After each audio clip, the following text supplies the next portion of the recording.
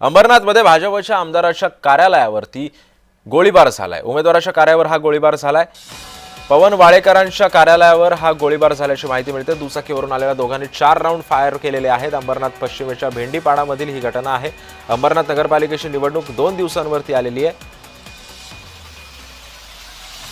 आणि याच पार्श्वभूमीवरती भाजपचे उमेदवार पवन वाळेकर यांच्या कार्यालयावर गोळीबार झाल्याची माहिती मिळते।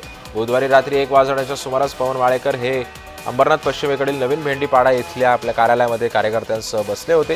त्याचवेळी दुचाकीवरून आलेल्या दोघांनी पवन वाळेकर यांच्या कार्यालयाच्या दिशेने 4 राऊंड फायर केले। या 4 गोळ्या कार्यालयाच्या काचेवरती लागलेल्या आहेत। या गोळीबाराची घटना सीसीटीव्ही कॅमेऱ्यामध्ये सुद्धा कैद झाली आहे। या संदर्भामध्ये अधिक माहिती देतात माझे सहकारी किशोर पगारे सध्या आपल्या सोबत आहे। किशोर, हा नेमका जुना वाद होता की उमेदवारी मागे घेण्यासाठी आलेला हा दबाव होता? नेमकी काय माहिती आणि हे 2 हल्लेखोर कोण होते?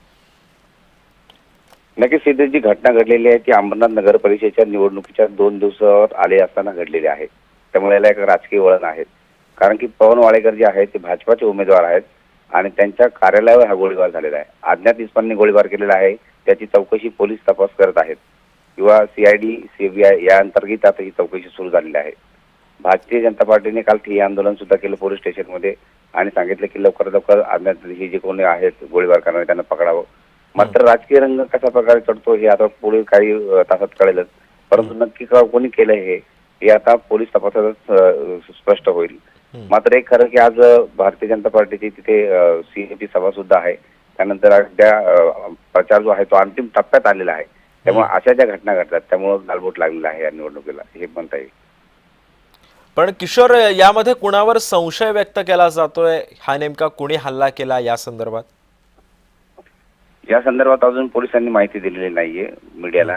त्या संदर्भात तशी माहिती दिल्यानंतर आपण ते अपडेट देऊच, परंतु हा राजकीय वाद आहे का किंवा कोणता पूर्वमन्यातून आहे का हे सर्व आता ते पोलीस तपासातच निष्पन्न होईल।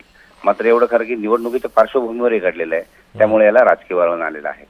नक्कीच। धन्यवाद किशोर, तुम्ही दिलेल्या अधिक माहितीबद्दल।